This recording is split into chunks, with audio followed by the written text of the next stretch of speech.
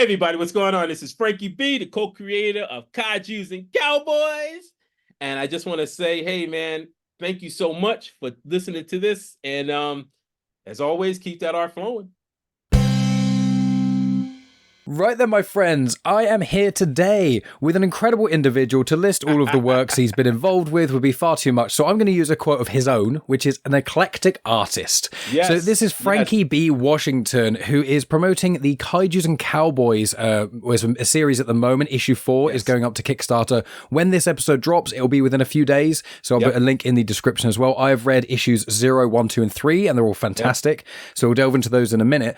But Frankie, I mean, you've got very business orientated. We were speaking a little bit before recording. So I thought, as we were just talking about that, why not we kick that straight off and go the business of comic books, because you've worked behind the scenes in so many different areas. You've done storyboards, you've created trading cards, you've done paintings, illustrations. You've basically done relatively everything you can do in the artistic industry. So I wonder if you could tell our listeners just a bit of advice on what you've kind of learnt from it and some of the maybe pitfalls of anyone starting to go in the industry. Not asking you to give a Bible on it, but the sheer amount that you've worked in. Gotta wrap it up.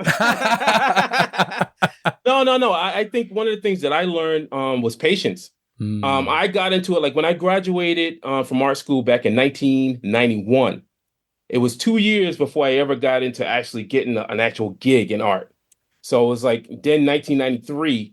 That's when I got my first official freelance gig working for a small movie production studio. And it was in I'm in Boston, so it was in Waltham at the time, and that was my chance. And so I was still young and I had that impatient kind of nature. And so I had to learn over time that I had a lot of mentors. That was another good thing, was that I had a lot of people who kind of were like, they'll say stuff and they would sort of mentor me a little bit. And I would listen, even though I would sometimes be all over the place, scattered and whatever. I'd always just listen. And I got used to sort of taking what I really needed that could work for me and then getting rid of the unnecessary stuff. So a lot of stuff that they would say is slow down, be patient, listen, learn, watch. These are the key things that you need to do. Like if you want to do comic books and you have a passion, I had a passion for comic books, but unfortunately, when I went through my school focused more on commercial illustration. They were just like, my teachers were like, you're going to work in the art industry.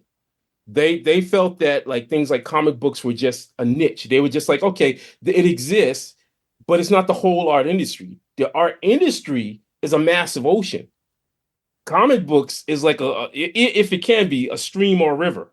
And so you can navigate your artistic boat down that stream one day.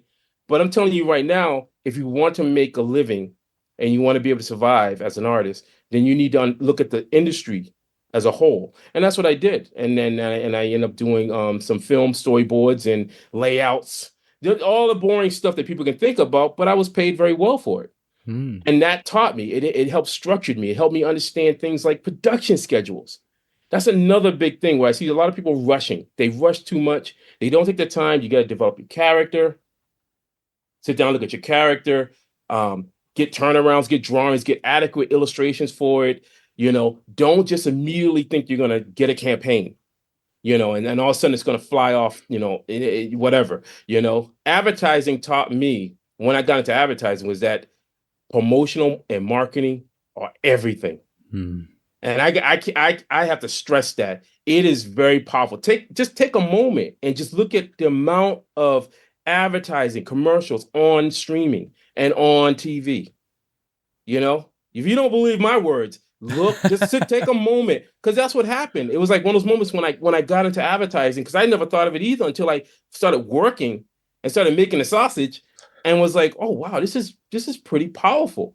The ability to be able to sell what you're making, this product, and to somehow get people to buy that product is incredible. And it is something that us individuals who are doing our own create our own comic books, we need to have that. And it's something that you have to sort of, since you're starting, because you don't have the money. Clearly, you're not going to be wealthy. You're not going to be able to buy an ad agency or have them, because that would be wonderful. If that was the case, I would have done it. If I had a ton of money, I'd be like, I want these buddies, my advertising thing. You guys handled all that, and then I'll just sit back and just be like, all right, radio, TV, streaming, it'd be all set. But clearly, I don't have that kind of bread. Many people that are doing indie stuff, they don't have that kind of bread.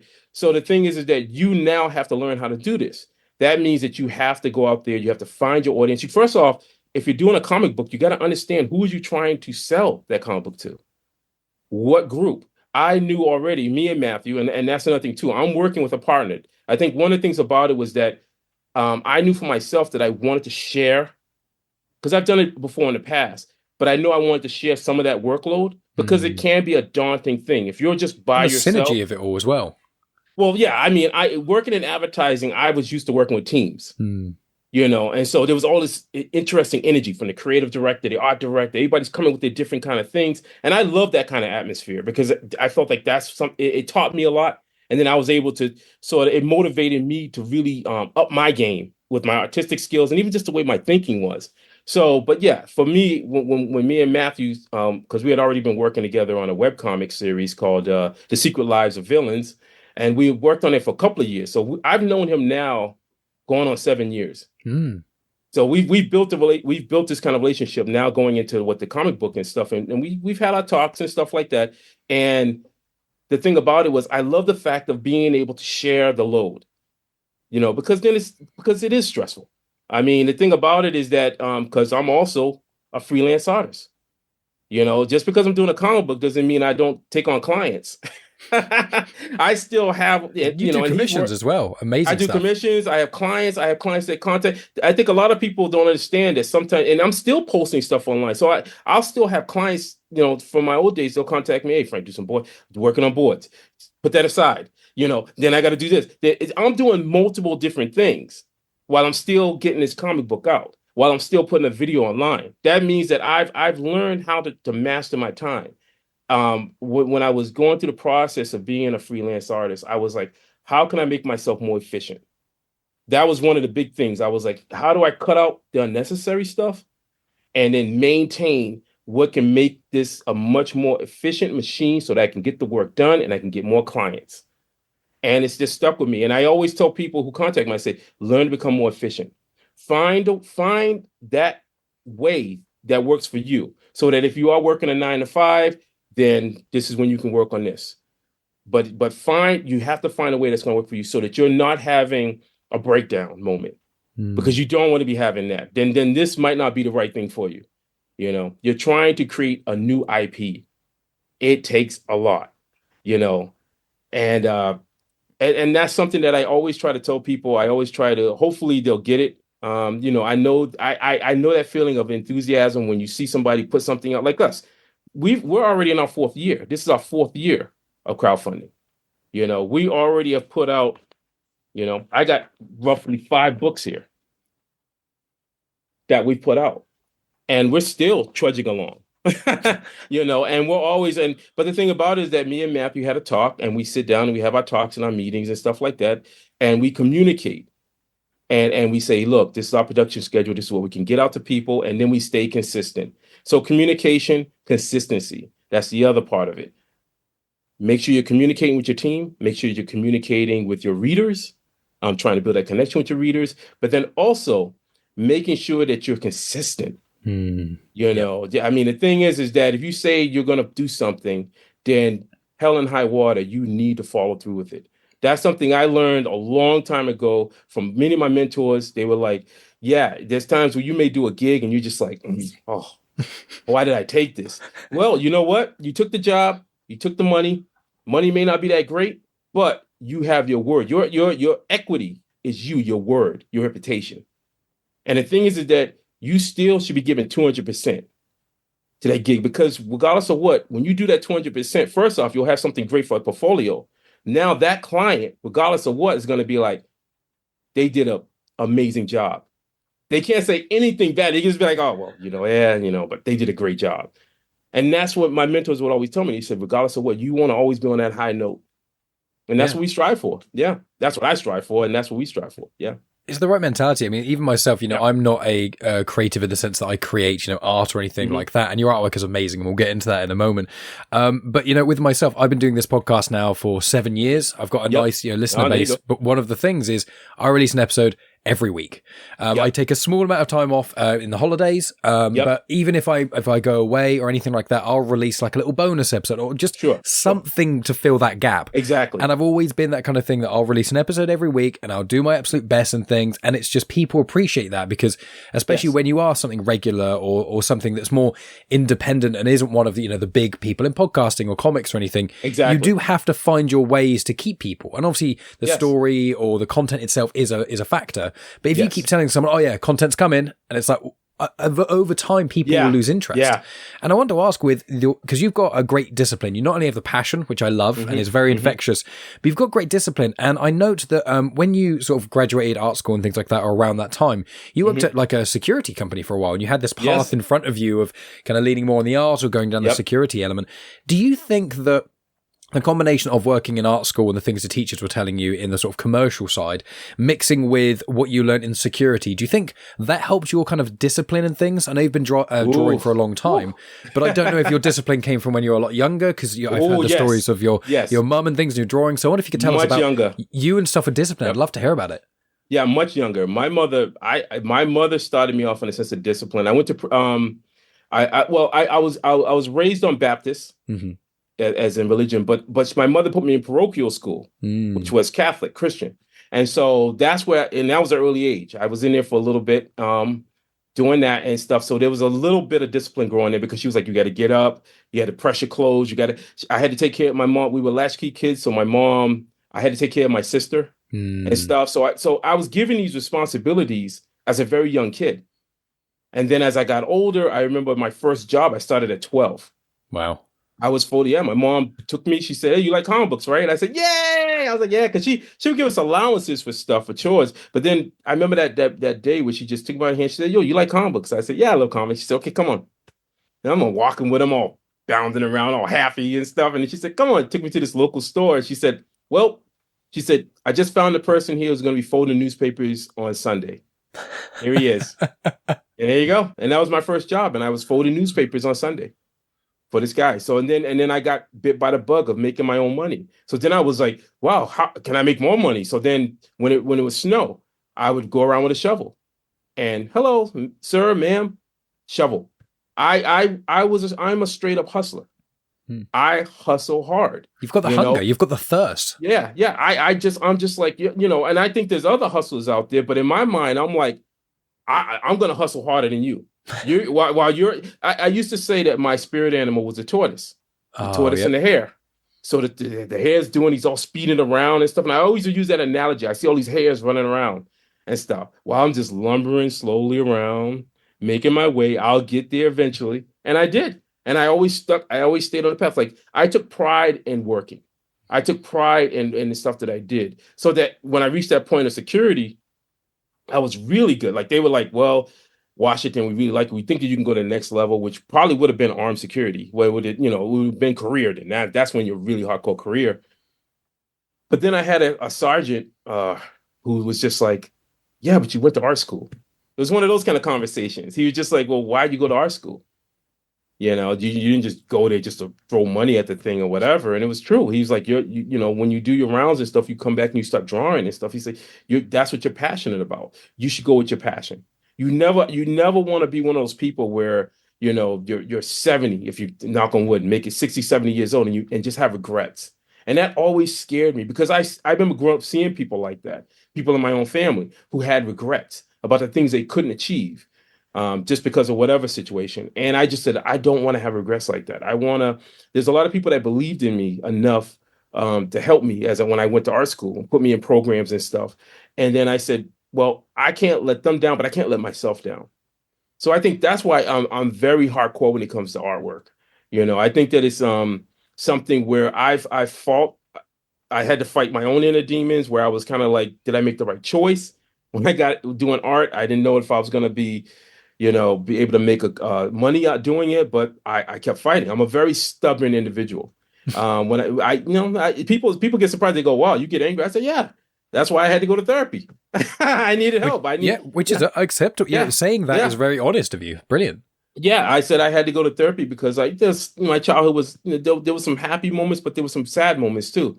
And I knew that I needed help and I needed therapy to sort of help me. And I learned tools in which I could take whatever rage and anger I have in me and use it productive. So take that in. So I say my artwork is therapy. I was talking to my to a friend of mine and I think no, not a friend. I was talking to someone during one of these interviews and I said, yeah, I mean, if you look at Kaijus and Cowboys, I mean, the irony is that I like drawing kaijus and I like drawing giant robots. Right there, I'm literally showing you the inside of my psyche. My anger could reach kaiju level, but then the giant robot's there to fight against that anger. And the giant robot represents the linear kind of control.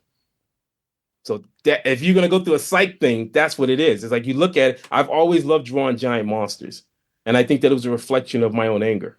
That's a very interesting point because I was going to ask a little bit about that because I've noticed that you've done a lot of work in your time, but a common theme is something that you generally, I'd say, maybe lean towards is kaijus and robots and things, and your artwork is very big and bombastic in all the best ways, and it's like it must be quite therapeutic. Like if you can't literally break down a building, then what's cooler than a giant robot doing it? Exactly. Well, it's like if you look at a lot of artists, I think a lot of artists and writers, if you really look at their work, they're telling you who they are in their work, man. I mean, my mother always said, she said, people will eventually show you who they are through their actions. That's why I've always been a person where words don't really hold too much. A person can say anything they want to say.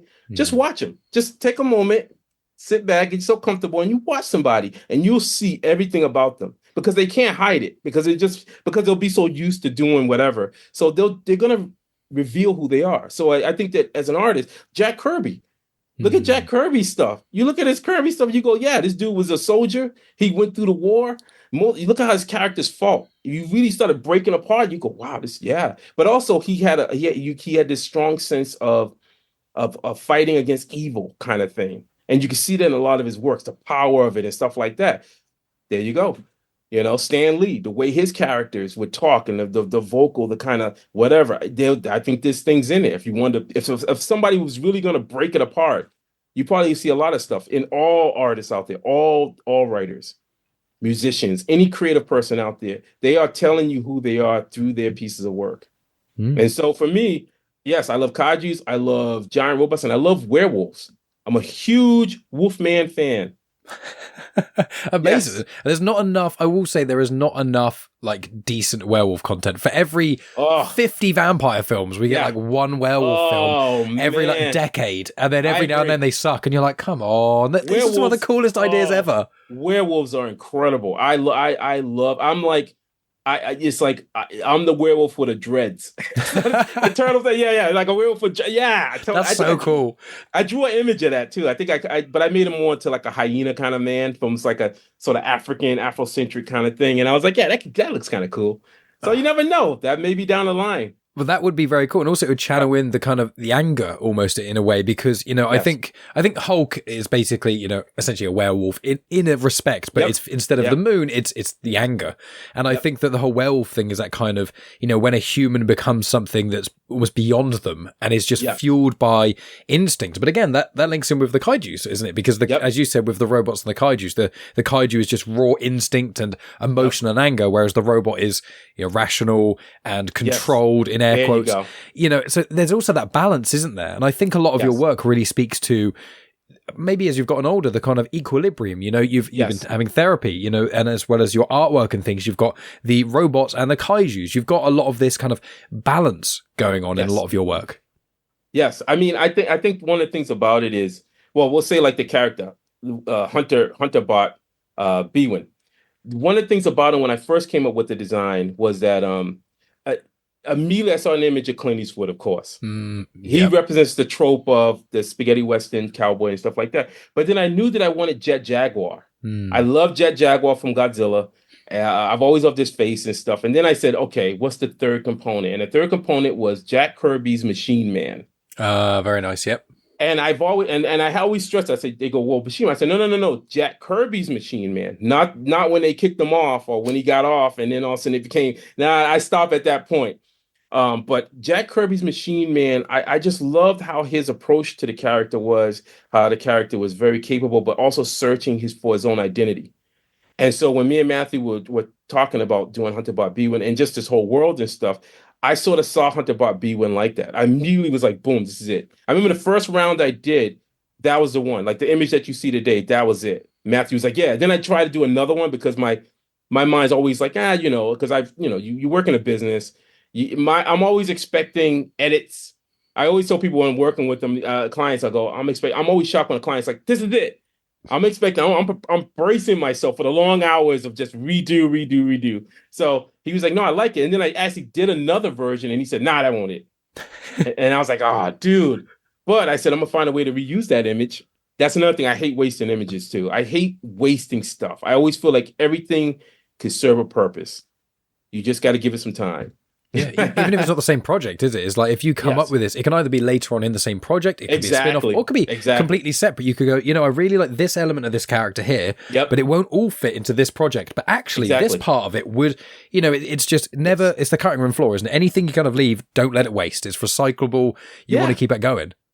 There's a lot of great, I'm like, there's a lot of great concepts out there and a lot of great characters and stuff. And people just almost like you just want to just throw it away. Like, why would you throw that away? It's work with that. I mean, I had teachers who would always be like, don't just throw your drawing away.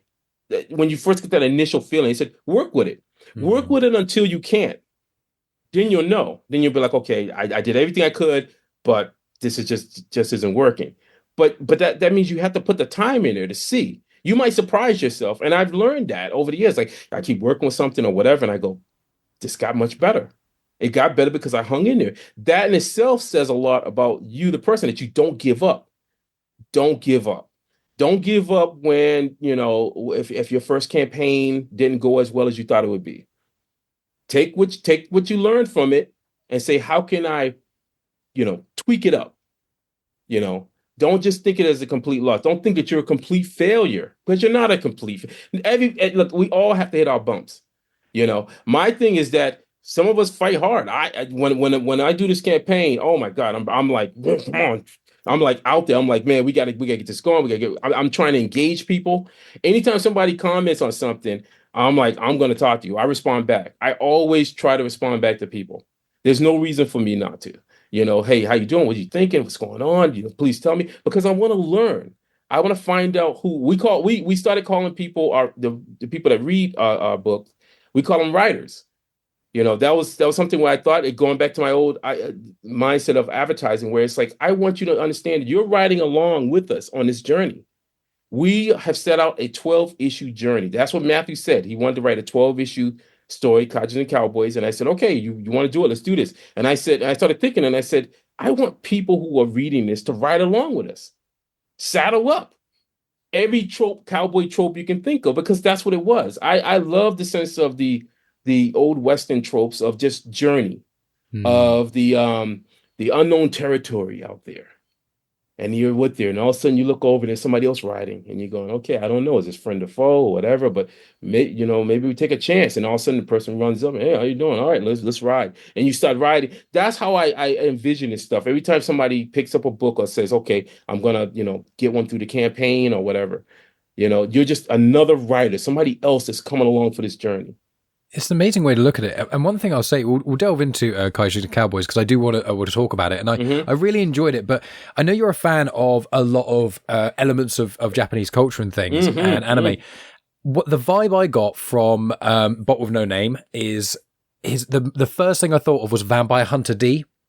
Thought of his, because mainly, I mean, the hat helps, but also, but I know there's like hundreds of other characters like that. I know, but the kind of the badass who hasn't got a lot to say, obviously, but with no name has nothing to say. But like someone who goes, and I've only seen the Vampire Hunter D, the movie, just the one. Remember, he had the weird thing in his hand, and I just think like, he was so cool, and he takes the presence immediately. He comes on anytime he's in the shot. He's immediate presence. He doesn't have to say anything, but it's all about.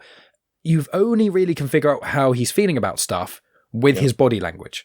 And I know that's quite a common thing for a lot of the silent types. I know the Westerns historically have got a lot of that. But I wondered, I want to mention that the way that you've drawn Bwin is so well done, because it's so difficult to convey convey anything without speech in certain ways in comics, and Exactly. you really have to write. There's angles and things. There's things. What's going on around the character? What's going on in the background and things. So I wonder if you could talk about how has it been to draw a character who you can't lean on the lettering as much. I know the characters like Doc and some of the other supporting cast, they've got, I mean, Doc especially has enough dialogue for anyone, but like, and in an amazing way, that's not a critique. I love very talkative characters. I love it. But like with Bwin, like, have you drawn many characters who are kind of silent antagonists, and how do you go about dealing with that differently to a character that you can rely a little bit more heavily on dialogue? Well, I'll be honest with you. I am addicted to sequential art. Yes. Now, see, and I think that's the thing about it is that, again, a lot of people will say, well, I'm into comics. And I'll tell them, I'll go, okay, that's cool, but I'm into sequential art. That's what made me effective with storyboards, with keyframes, TV boards. I mean, whatever you have it. I love the sense of telling visuals, the visual story, just through that. And I'm always trying to test myself and push myself. It helped me a lot when I was doing some work for the animation studio I was freelancing with for a while, actually, was Olive Jar Animation. They don't exist any longer, but they were old school. They did a lot of stuff for MTV and stuff like that. But I remember working with some of the directors there. And I remember a director once telling me how, like, he said, Frank, because my work was stiff. I remember at that time, he was like, Frank, you got to loosen your work up. He said, I want you to try to imagine a camera. And he said, this camera has no limits. It's just constantly moving around. And he said, you use that camera as your viewing point, and then you draw all these different scenes in it. And I said, okay, cool. And then he said another thing, which was very poignant, and it's like a mantra that stays in my head. He said, Frank, I want you to ask yourself a very important question. He said, if you were sitting in a movie theater, and he said, truly be honest with yourself, would you watch what you drew? And that stuck with me. See, again, that's what I mean. Those things where I say mentors, people who they can say something. Like I always felt like I was a gold miner, and you get a nugget. You get something, you get a nugget. So you get a lot of dirt. Get that away. But boy, you get that nugget, and you hold on to that nugget. And I'm like, that's what there's people that have come in my life, and they've said stuff. I've had conversations with many different people, and that nugget will drop out, and it just stays in there. And I go, yep, it's mine. And I keep it to this day where I go, would I watch this? And I'm honest, though. You have to be honest. You have to be completely honest. And so when I work on these pages and stuff for Kaijus and Cowboys, I'm thinking of stuff just like you said. I'm a huge fan. I was part of an anime club back in the 80s. Loved it. I grew up watching 80s cartoons. I mean, if you do remember saw any of the 80s cartoons and stuff like that, I mean, that's what Kaijus and Cowboys is. It's like you immediately were drawn right into the story. You didn't know anything about any back history. You just knew characters were doing crazy stuff. And then if you hung on long enough with it, then eventually they'll give you snippets of drip feed almost. Yeah, exactly. They did not microwave stuff. I know we're in a time where stuff is more microwavable. People were like microwave. When me and Matthew talked about doing this comic book, I was very adamant. I said, Matthew, look, I am a fan of the Bronze Age form of comic books. I said, I grew up on that stuff. The Shogun Warriors by Marvel and Godzilla. I knew Herb Trimpe. Knew him off and on, like when we go at cons and stuff and whatever, and talk to him. And I said, I want to do an homage to that. I want to stay true to what I'm good at. I'm not going to try to make stuff all realistic and all that. No, that's just not me. I said, my thing is I feel like I don't see a lot of people, and maybe there are out there. I don't want to, I'm not dissing anyone out there, but I don't see a lot of people that's really trying to harken back to what I grew up on. That 80s flair, that sense of Bronze Age books where you just the escapism, just sheer escapism. This means that you just pick a book up, you're not hyper analyzing it. You don't have to understand why the kaiju weighs how much it does. Is it able to create a nuclear blast that can blow, all this crazy stuff where you got to go to college for. It's just open a book, you sit back, and you just enjoy it for what it is. And that's what I wanted to do. And so I think that's what kind of spurred me. I love drawing those little minute things and nuances. Those are the things that I love. I love like John Byrne was another person who I really loved his artwork. John Byrne, Fantastic Four, X-Men.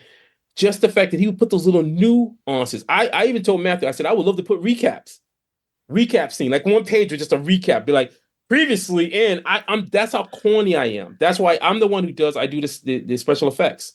The sounds. I draw those. just because I was like, we have a letterer, but I was like, that's part of the art.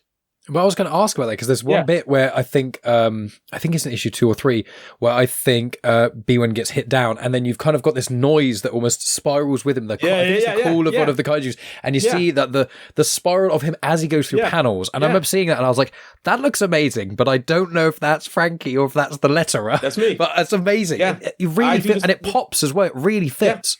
I wanted one of the key things I said of comic books back then. They were bold colors, so I make sure, and I'm going back to when I worked in animation. Flat colors, flat, bold, strong colors. A little bit of blending here and there, but not too much. You're focusing really on because I know I'm using a lot of heavy inks. I mean heavy blacks. So a lot of heavy blacks are in there. I don't need any kind of like hyper muted colors or anything. None of that. Just straight, strong colors, bold. I want it to be vibrant. I want to be like when I was a kid going into an LCS or any comic book store, which I used to, a lot of them, the colors just, your mind was overloaded with all these beautiful, vibrant colors. I got to pick that book up. I got to get it. It's a feast for your eyes. Exactly. That's what I think that's been somewhat missing from a lot of different books out there, because we've gone through this whole phase of just like, well, we got to make the book all hyper such and such, and we want realistic and stuff, and not knocking it. But I grew up, there was a lot of variations. There was like, you had people that painted books, and then you had what they call the outlaw books. And, outlaw, you had underground comics. You had all these different unique styles, so regardless of what, you were just inundated with just this wealth of just writing styles, writing techniques, lettering. I mean, I'm a big fan of like that ugly form of hand lettering. You ever see that? You ever get the book I like love that. I've been reading some old school comics, and you see, and you're like, well, there's a letter there, and you're like, that A is not the same as that A. Like, what is that? Exactly. It's showing you the human. I don't think people understand how important it is as a human element. Like I love original artwork. Even though I collect figures and stuff like that as well, but I value my original artwork because it comes from a human. Yep. I want to see. I want to feel. I want to be like when I pick that page up and look at it, the little mistakes, the beauty of imperfections. Thank you. That's it. That you just nailed it. That's what I want. All the stuff that people see with Kaiju comics, that's imperfections. It's my imperfections. It's Matthew's imperfections. We are not trying to come out saying that we're trying to give you the ultimate book on beautiful paper, sculpted paper, and all this stuff. We just want to give you a comic book. When I got a comic book, I could roll that comic book up and put it in my back pocket, and it was it. And I go on my merry way, and I would read it if it was at school at lunchtime. I would love to bring that kind of magic back if we could, or be part of that. Like if there's others, I can't do it by myself, of course. But if other people could just be like, yeah, let's just do comic books just to do comic books. As long as it's readable, maybe we can get the prices down. Maybe we could work. Those are the things that I think could help us. If we could have this almost second coming. The thing is what I love as well is not only your passion, but one of the things I was just looking at here is I didn't want to spoil anything from any of the later issues, because I'm going to say to people, go to the Kickstarter, support it, and then you can get access to some of these other things. But one little thing I'll say is Beauty and Imperfections, completely agree, but I love your references to 80s stuff and the things that give these comics a lot of personality, a lot of flavor. Now, one is definitely the setting and the colors popping and other things. Yes. But one of my favorite things, and you did it, and I adore it, as I'm going to show it on screen, is fake adverts. I'm such a sucker. I absolutely love it. So you've got this one here. Oh, yeah. There you go. And it's just like, because of the world that it was in, the whole story of it, which gets explained in the issues, but it's, essentially robots take over, but it's a toy company that's actually the cause of the AI, and then people have to go off and find another planet. Very, very, very briefly, but read the comics.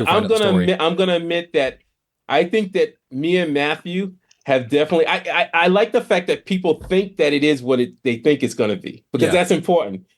Because I think we're definitely playing around with a bunch of different stuff where we it's not going to be what you think it is. That's all I can say.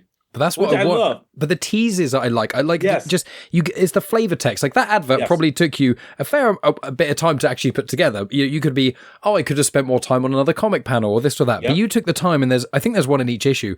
And I love seeing them because I'm like, this makes me feel like I'm in the world of Kaijus and Cowboys.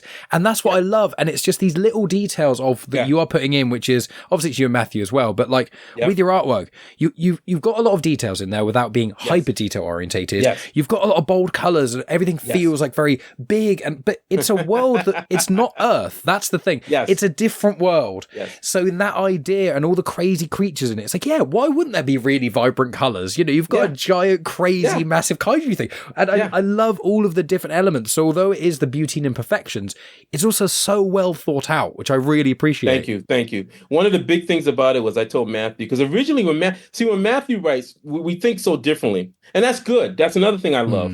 Because sometimes it's like, if I was to do a book, which I have, and down the line I may, I feel like I'm more like in the sense of Jack Kirby. Not saying I'm not trying to my own horn, but I'm more in the sense that I'm an artist. And when I tend to create my own stuff, I'm drawing it and then I add dialogue to it. And a lot of my stuff could be kind of out there. I'll be like, saying grandiose things. So I kind of like the fact that Matthew's coming from another standpoint where he's bringing that extra little thing that I might not have thought. There's stuff in there I go, wow, I never thought of that. But one of the things about it was I told Matthew, I said, Matthew, one of the key things I said, because I remember he gave me a first script for it, and he was like, B1 was holding a gun. And I said, that's not going to happen. And he said, what's the problem? I said, the problem is that in my mind, I can't wrap around the idea of a robot having a gun in his hand like a human. I said, yes. And I said, let me explain. And I that's what I do. I'm not one of those people where I just go, well, that's not going to happen, and then don't explain myself. I like to, because that's a professional. I've been in meetings and people have, when you're shooting ideas, and whatever, you should be explaining why you come to this point so they can get a better idea. And I said, look, I love Terminator and I love various things, but B-Win represents a lot of the tropes from Super Robots. Super Robots was a genre. Go Nage, who did Mazinger Z, a lot of those special kind of robots had weaponry that was incorporated in their bodies. And I said, the thing about it is that I think that it's important that this character has things that, sort of come out of his body, and that they sort of like, when I think of Iron Man, I love Iron Man. I love the fact that you don't know where the weapons are at. He could be lying on his back and all of a sudden a missile comes out of his hip. But it makes sense to me. Whereas if you just had a robot with a gun in his hand, then okay, we'll break his hand. Now you don't have a gun. Now I knocked the gun, or the gun falls out of his hand and stuff like that. There's more things to find. Is that drip feeding? That's what in your character as well. Yeah, I'm not saying that it's a bad thing. I just think that for myself, I said I'm paying homage to stuff that I grew up with that I really loved, and I said that B-Win represents that trope.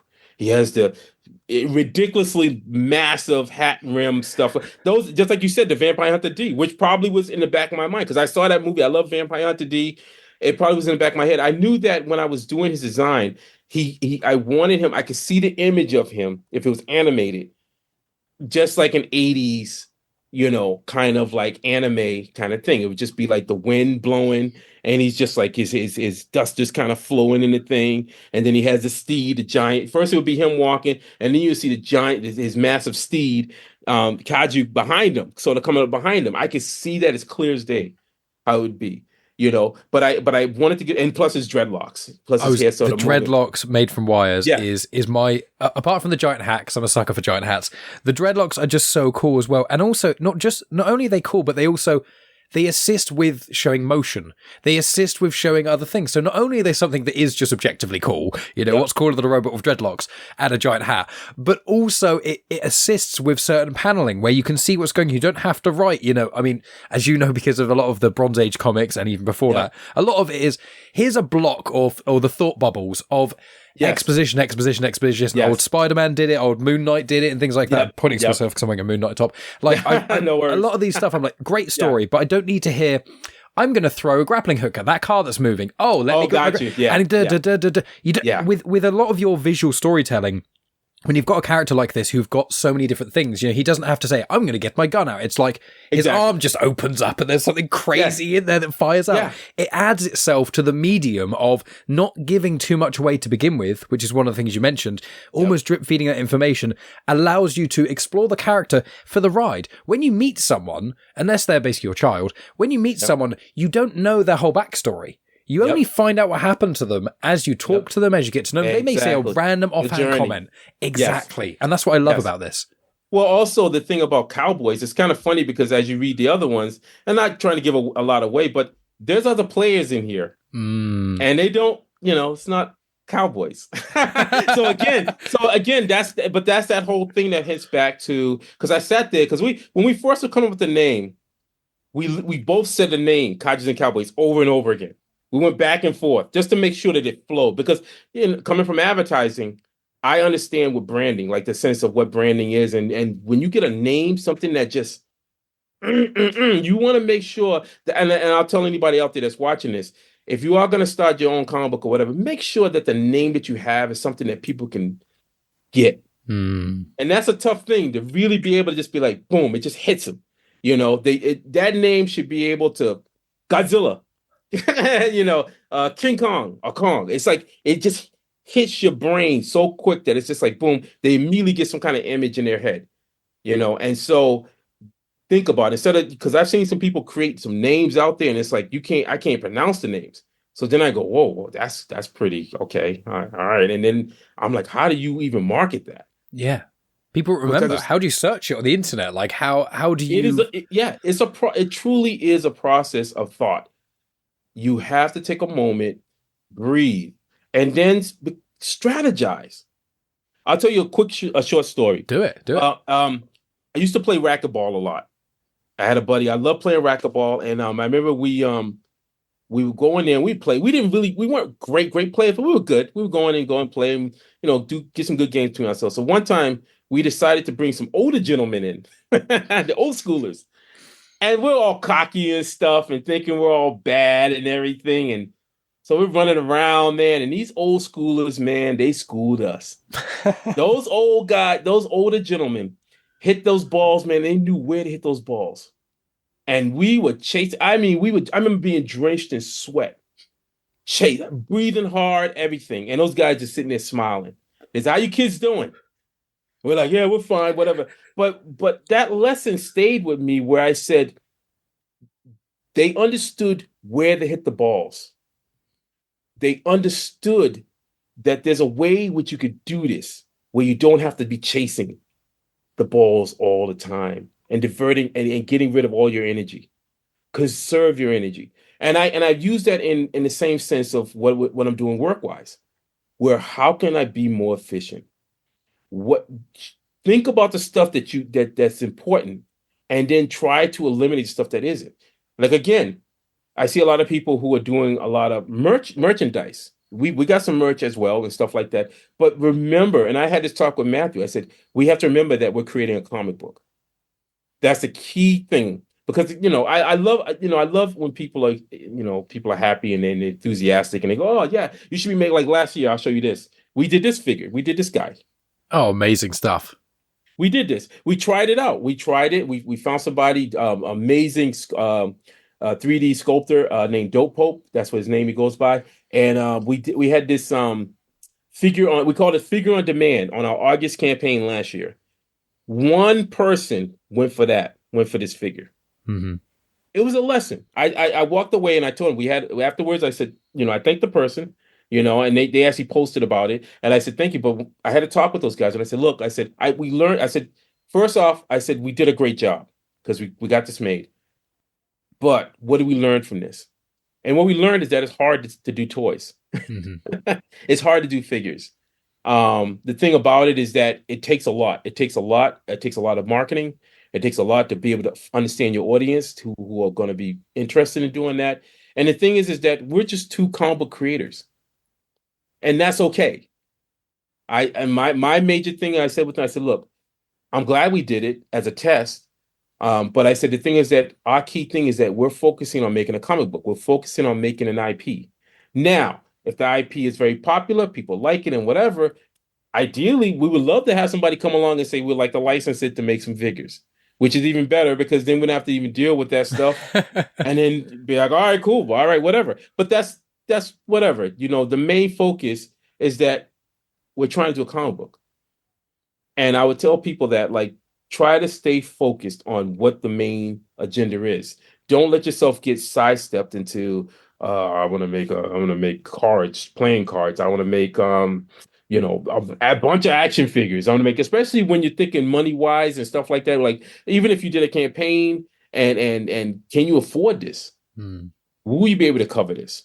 I see a lot of people get themselves in trouble because of this, because all of a sudden they find out that, yeah, what about taxes? What about the shipping costs for those figures? All these wonderful That's the things big that one. start, these are all the different things. And then minus that, now you got books. See, the thing is, the whole point is that you're not supposed to get yourself pushed up against a wall. Yes, you can be enthusiastic. Yes, there's going to be enthusiastic people, fans who are going to suggest certain things.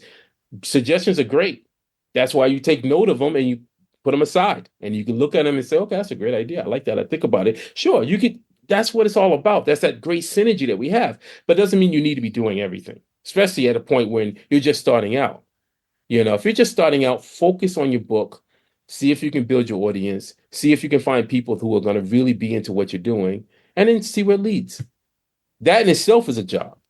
No, I agree completely. I want to ask you a couple more things though, because I mean, you're very insightful and your passion is infectious. I absolutely adore it. So I want to ask, like, with your styles, because you've basically tackled almost every kind of drawing, you've done physical and digital and all the different variations. And I can see in the Kaijus and Cowboys comics, there's certain styles which are more prominent in certain panels than others. Is there a medium that you prefer? Because obviously you've done black and white comics as well. You've done trading cards, you've done painting, you've done digital, you've done physical. Is there, obviously at the moment, your favorite thing is definitely comics because we're promoting Kaiju and Cowboys. Yes. But just in general, if you could like magic a project once Kaijus and Cowboys has finished its full 12 issue run and things, and you've got a bit of air quotes breathing room because I know you've got a lot of other stuff going on. Sure. If you could have like the ultimate project, if money wasn't an option, wasn't a problem, and time wasn't, and you could just go bam. What is it? Do you have a favorite? Because I know you quite like commissions as well in a lot of ways. I'm just interested in your own preference, if there is one, but whether it's digital or physical and the kind of the format in which it's in, just as you as an individual. Ooh. I guess that's a tricky one. You can choose more than one. It's just more loosely your favorites. That's meant. I would say loosely. I would say the one that would probably get me really excited would probably doing sketch cards. I've always loved, because I'm actually working on some Ultraman cards right behind me. Yeah, I'm working on an Ultraman 4 set that's coming out through RO Park. So I like them. As somebody who collects original artwork, I love the idea that people out there have my original artwork in their hands. So sketch cards are a form of it, in which it's much more smaller and stuff like that. So that one makes me very happy. So I would say, yeah, the kind of money, be able to do like some kind of crazy sketch card kind of thing. Now, on the other side of it, it'd be probably more like my own, like I've worked with a lot of people. I've worked with, like I'm working with Matthew on Kaijus and Cowboys. And then before I did Robot Gods Akamatsu with James Biggie. But it'd be nice for me, Frankie B, to just try his hand at trying to do a comic book himself. Like, I don't think people have seen, like, I remember years ago, my first comic book was called Peace. That was me. That was all me. My writing, everything. And that was years ago, though. That was like literally when I was in art school. And I think 1991, when I graduated, I put out my own book, and then I tried over the years. So I would love to probably do my own comic book and be able to put that out so people can see how my writing style is connected to my artwork. Yeah, I mean, it's one of those where I think that a lot of people, because I've spoken to a couple of other comic book artists, and I think, and also writers who are very appreciative of comic book artists. Sure. I think one thing that's the big thing that people really don't realize, I know it's the discussion of how the sausage is made, but the really big thing is, obviously it's a collaborative effort, but the sheer amount of input that the artist has, even if you just strip it down to like character models, like obviously you creating, but with no name, it's like you did that in tandem with Matthew, but at the end of the day, you're the one getting it on page. And like even little things like his dreadlocks, and his hat and different things like that. All of these feed into what the character either is, will be, or potentially even was. And I think that a lot of I feel like it's almost in ways, it would be easier for some artists, some illustrators to create a story as opposed to story makers to create a visual medium in a certain way, because I feel like it's almost easier to go back from art to story as opposed to the other way around, if you see what I'm coming from. Yeah, no, most definitely. I mean, I don't know if you ever read a manga called Gon, Gon. No, I haven't. I'll write it down for the show notes. But it's Gon, and it's about a large head dinosaur. And Gon is amazing because the book has no words. The manga artist, he did everything, and I only have a few copies, so it's like it's a massive volume. I don't have all the books, but I remember seeing them years ago, and I was like so intrigued by that idea of just trying to do something just all visual with no words. And so, again, I'm always trying to experiment. I'm always trying to test myself to see, what else I can do. There's never a point where I want to be complacent, because I say complacency is what really, it's like the end. Really, when you don't have any more challenges and you're just kind of like going through the motion, then that means, I don't know. I think I'll probably put my pencils down, my pencil and pen down. Then that means I'm just done, and I'm not there yet. I'm at a place where I'm always trying to challenge myself. I'm always trying to say, how far can I take it? When I'm doing artwork, I'm like, what would I want? I tend to always try to put myself in the place of the other person, the viewer, and go, what would they want to get? If I'm looking at this and whatever, what kind of experience do I want to get from that? And again, I attribute that to advertising as well. Advertising, I remember dozens of meetings that I would sit in, and they would always talk about the experience, whatever the product was. I mean, I'm talking like big. I did a lot of work with some big time corporate, big time money. A lot of NDAs. Yeah, big time. And it was like, but you sit there and you listen to these copywriters and these creative directors and art directors, and they're just saying all this stuff about connection with the people and how you're this experience they're trying to tell in an ad. And I don't think a lot of people understand like this stuff. Like when I look at ads now, I can't help but dissect them. Because I've worked in it so long. It's like I sit there and I go, I see what you did right there. Oh, well done. Yeah, I literally am like that. And my wife, I've got her, she's kind of doing the same thing when she goes, oh, okay, I see what they did. So it's kind of like your mind gets to that point where you just go, yeah, this is about the experience. I want people to fall into whatever art piece I'm doing. I want them to have a moment and just pull them into it. And then whatever. I'm definitely that old school artist where I prefer my artwork to be way ahead of me. Instead of me ahead of my artwork, and I think some artists where they kind of are placing themselves before their artwork. Yeah, where it's like you should be putting your artwork ahead of yourself. That's a very interesting way of putting it. And I want to also mention I know in a prior podcast you mentioned that you like Star Wars, you love Star Trek, you like Star Wars. As you could probably see behind me, I'm a massive Star Wars fan. But you recently watched the Clone Wars and stuff, and that kind of your interaction with R2, change of perception. Oh, Bad Batch, Bad Batch. Loving that. Up to date with that. So I'm so into all that stuff. I mean, I've got some Ahsoka. I've got Ahsoka here around Obi-Wan from Clone Wars. So I'm really into that jazz.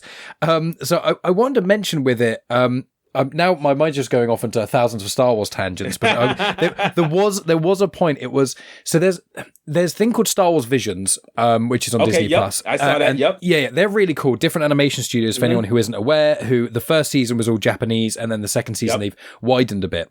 Now some of the Visions shorts now have comics out for it. So there's the Jewel, which is the first one, and it's Takashi Okazaki, I think, or something along those lines. I'll put in the description. He made a few for the ones that were the Jewel, which is the black and white one with red 3D. That was fantastic, incredible. And he's made 2 comics of that now. Ooh, but I didn't know that. Yeah, you should check them out. They're really, really cool. Yeah.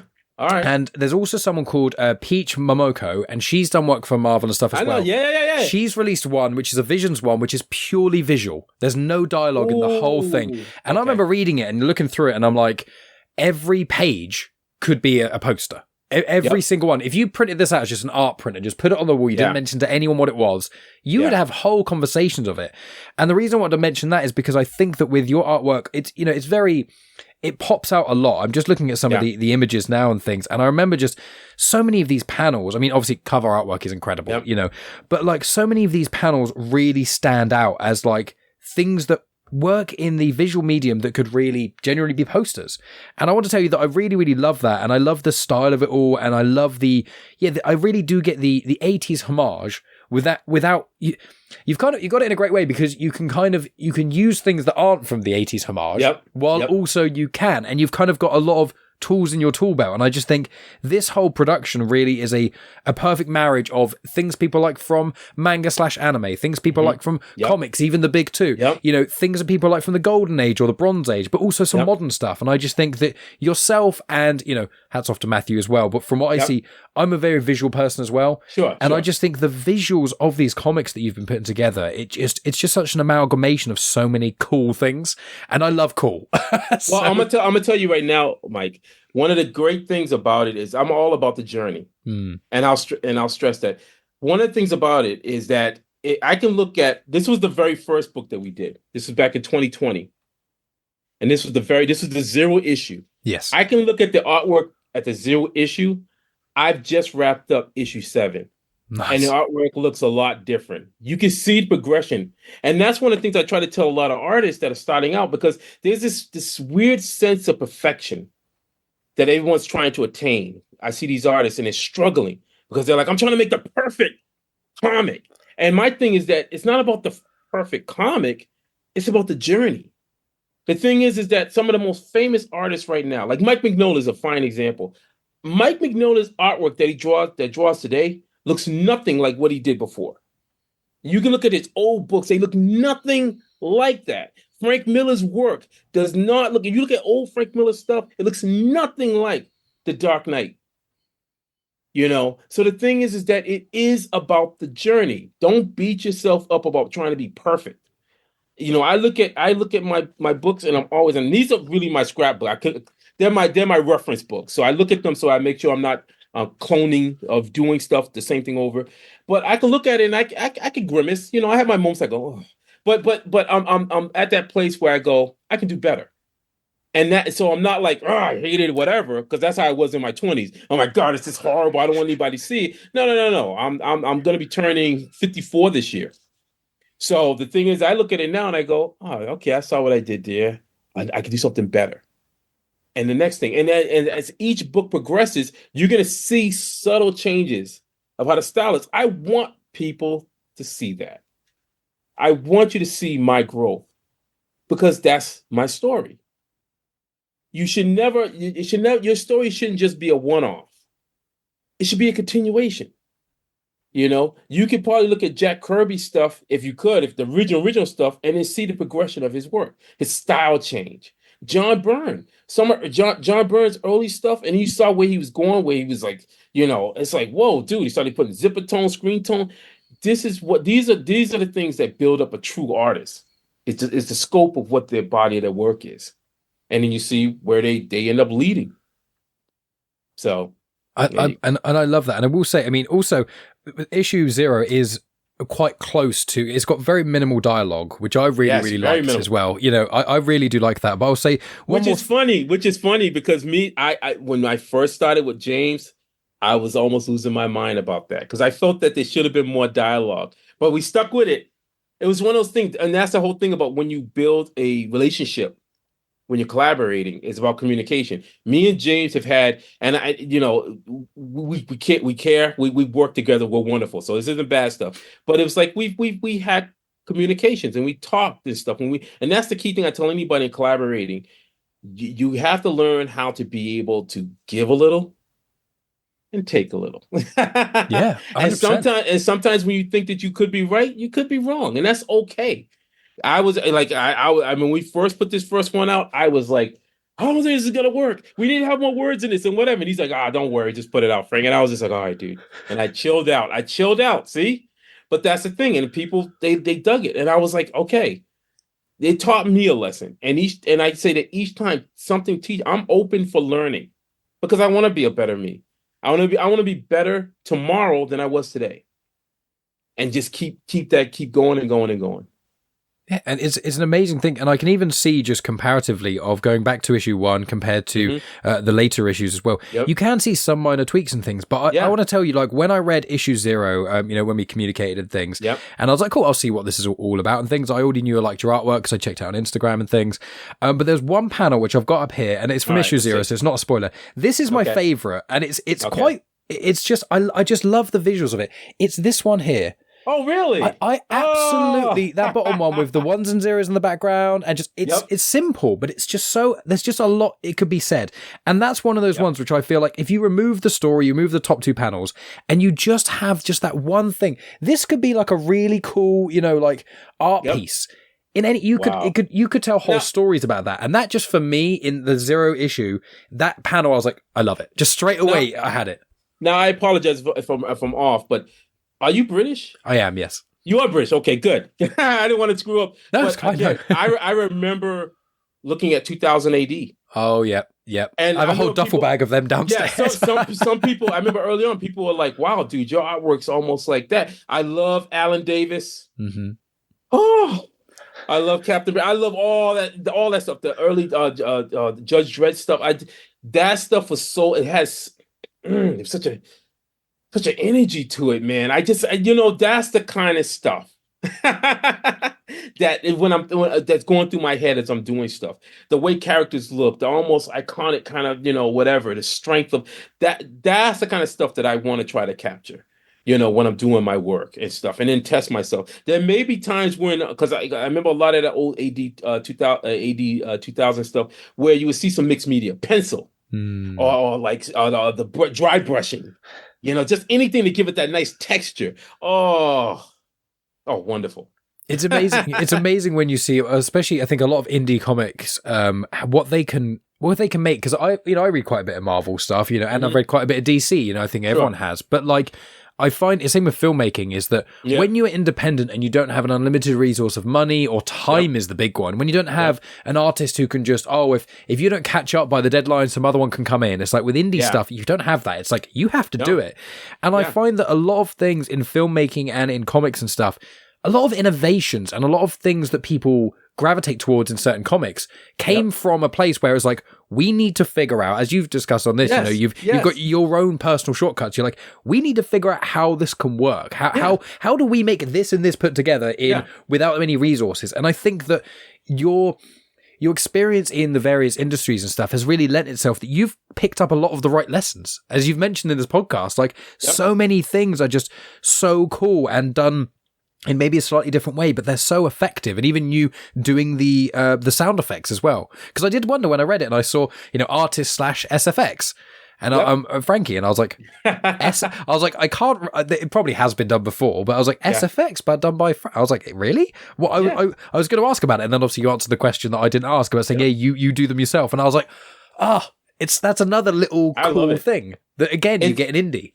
It is that's the whole thing. Again, I used to love when I would go to cons and stuff. What I would see because I have a few of them from the late 80s into the 90s. Trash. What's the name of those books? I can't think of the name. It's escaping me. Comic books. They like comic books, but the zines. Oh, like is it trade paperback kind of things, or like what? No. They're like the cheaper form. Like say if somebody went to Kinko's or Copy Cop or something, they made these little comic books by that. I think we used to call them zines, but they have another name too. But I have a few of those from like the past, and I would love that. I would go in somebody 75 cents. Here you go, 75 cents. Here's my book, and I just love like you open them up and it would just be this just amazing raw artwork. It was just their truth, not gussied up, not try whatever. No gloss. No gloss. Exactly. It's just them doing hand balloons. The balloons look a little funky. Yeah, the wiggly edges. You can't really read everything. The words are kind of mashing in together, but you try to read it. You're like, oh, this is cool, dude. Those are the kind of things that I would always get excited about because I just thought it was very human. I was seeing who the artist was. This is this artist. They're passionate about this. They're trying to tell a story. That's exciting to me. It's not polished, and I kind of that kind of stuff I kind of like. Now, I also feel that yes, we're in a time and age where technology has gotten better, where we can all now, we could do a little bit better with some of the artwork. But I don't think it has to be to the point where people are like, well, this has to be like, extremely like, oh my God, the paper quality has to be such and such, or that always gets me when I hear people talking about that, and I'm like, oh, I just want people to read it. Ideally, I would love kids. I tell Matthew that all the time. I want to make sure. I would love to get the next generation hooked in the comic books, like I was hooked in the comic books. You know, 100%. yeah. Video games exist too. Okay, fine, but can we get them hooked to comic books? Well, I've said like.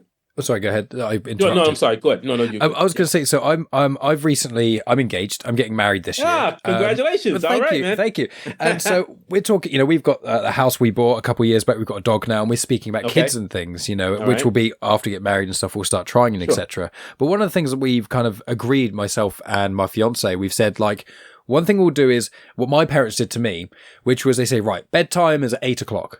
But if you want to read, be it a comic book or an actual book, you can stay up for an extra half hour, an extra 40 minutes or so. Often my dad would be like, you can stay up for an extra 45 minutes, then I'm coming up and turn the light off. And then it wouldn't be till about an hour he'd come turn the light off.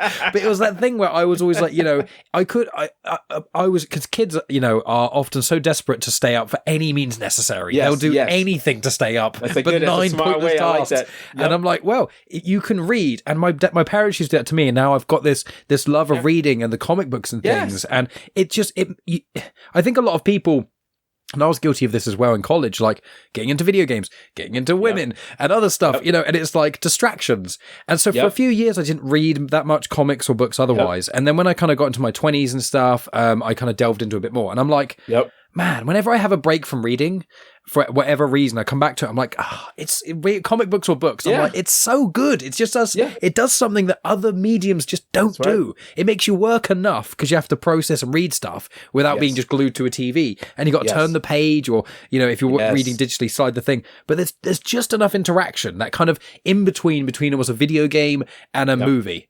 And I love it. I think it's such a great medium. And comic books, I read novels. Same thing. I got into reading novels and stuff from comic books. I remember one of a history teacher, because I was struggling with history, and he sat me down and he said, Frank, he's like, you like comics? He started off like that. And I said, yeah. And he said, okay.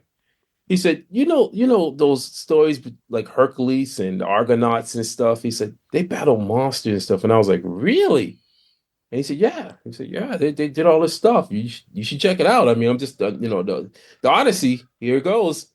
And I remember getting hooked because it was like these vast adventures and stuff. And it was like, wow, they're like superheroes. Yeah. And whatever. But again, he used a technique where he said, you read something, look at this.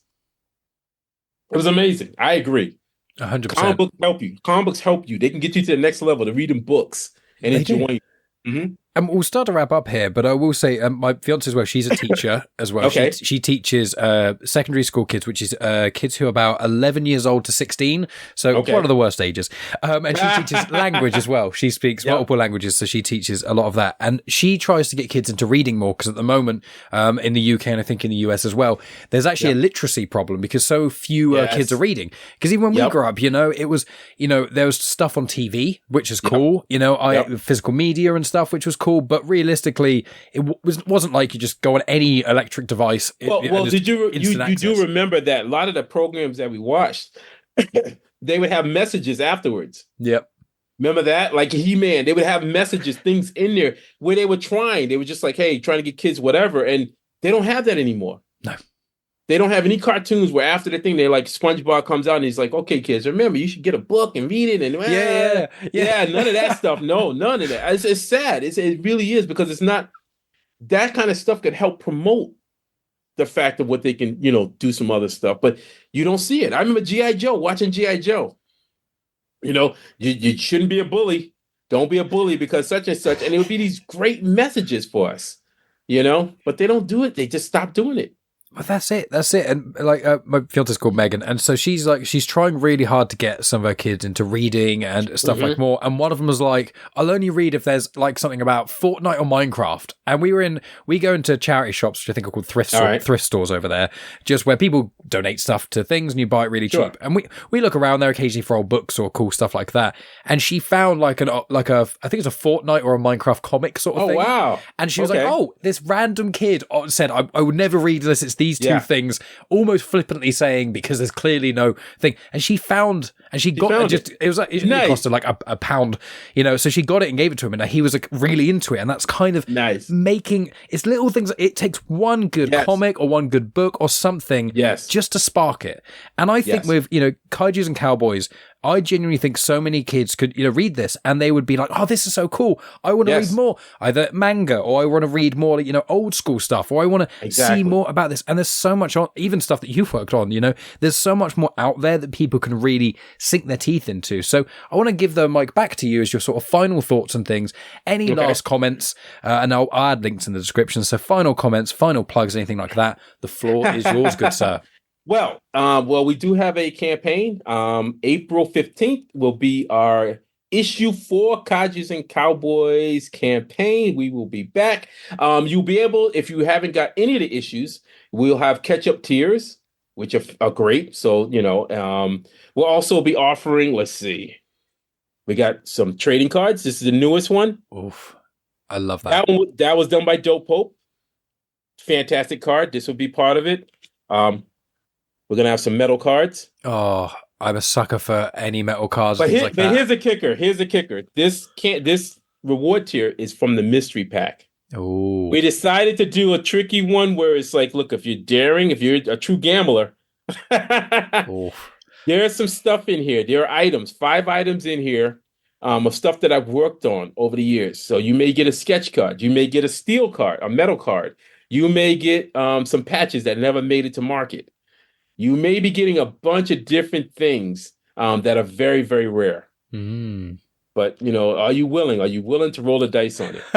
So that's gonna be one of our tiers, and we're just still working with this. I also have a Redbubble shop. If you want to get some neat stuff, the Redbubble shop is allowing me to do the stretch my creativity. Well, I will quickly say, definitely go check that, because that's the only thing I didn't really mention, because obviously we're running out of time. But I will say there's 3 designs on there. Robo Shogun, I adore. Robot, I absolutely love that. And then there's also Robo Jammin', love that as well. And Cheesy Kitty, because Cheesy Kitty made me think of like Cheshire Cat of tattoos. I want to say I looked to the Redbubble shop, and there's some really cool stuff on there. I'm working with my wife and stuff, and she does these photographs. She does these amazing photographs, and I've just been sort of playing around with them and stuff. And it's the collaboration has been wonderful. But it's funny because I've had a Redbubble shop for years, and I just was like, it's just been sitting there.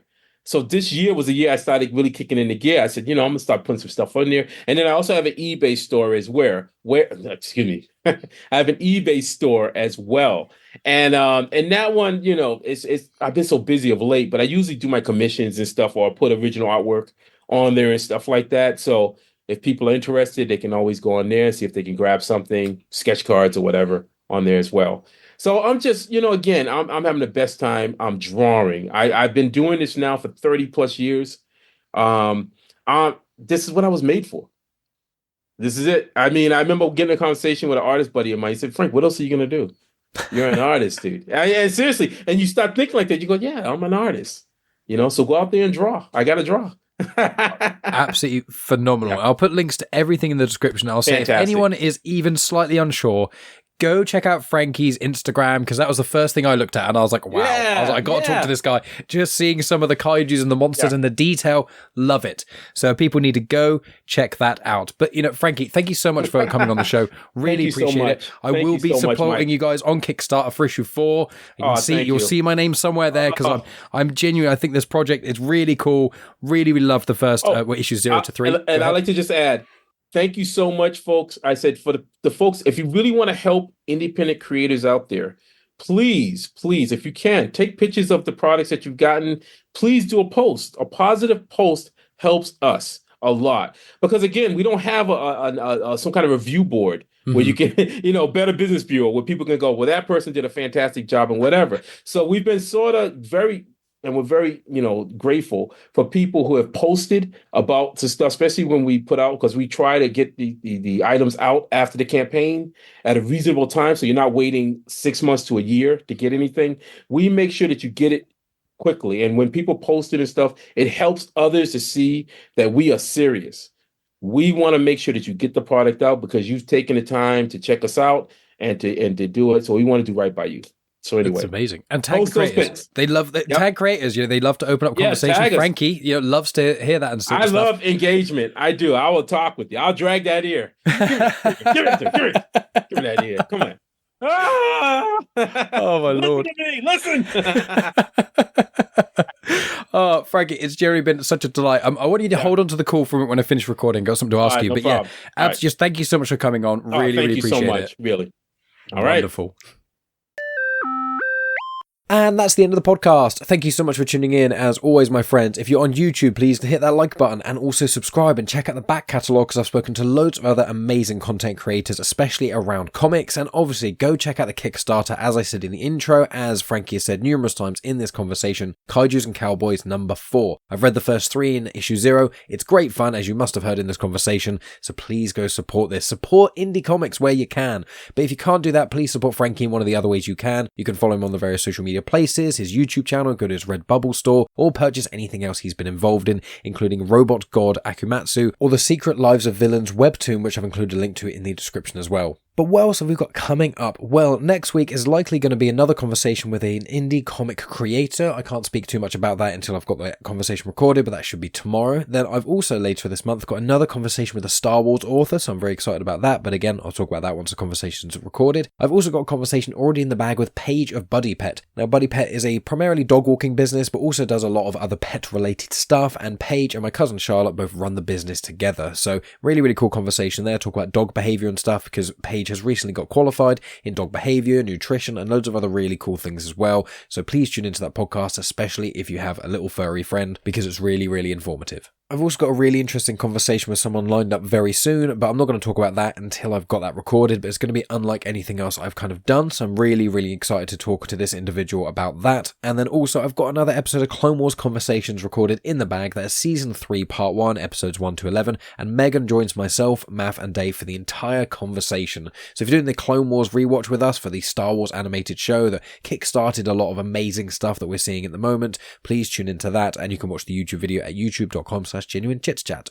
But friends, follow me on social media at Genuine Chit-Chat on YouTube, X, Instagram, Facebook, TikTok, Threads, all those various places. I post a lot of stuff across them all. There's occasional videos of Willow being silly, but a lot of the time I'm talking about comics or movies or posting snippets and things of conversations I've had on this very channel. And you can support the show by going to patreon.com/genuine Chit-Chat, and you get early access to a bunch of episodes, but also more importantly, you get access to the exclusive Patreon show, which is called Afterthoughts. I do that with my fiancée Megan, and we release an episode every single week, and a lot of the weeks we actually release 2 episodes as well. We review movies and TV shows and live performances and musicals and all kinds of stuff, and even just talk about things in our lives. And we've recently launched a new show called M&M Monthly, which has already premiered on Patreon and is going to be releasing on Patreon 1 month before it releases on this very feed. And myself and Megan talk for 30 to 40 minutes about a random topic, and we've got quite a few already lined up. I've actually got 2 recordings in the bag, so if you want to contribute to Patreon, get loads of bonus content and early access to stuff for only £1 a month, please consider going to patreon.com/genuine Chit-Chat.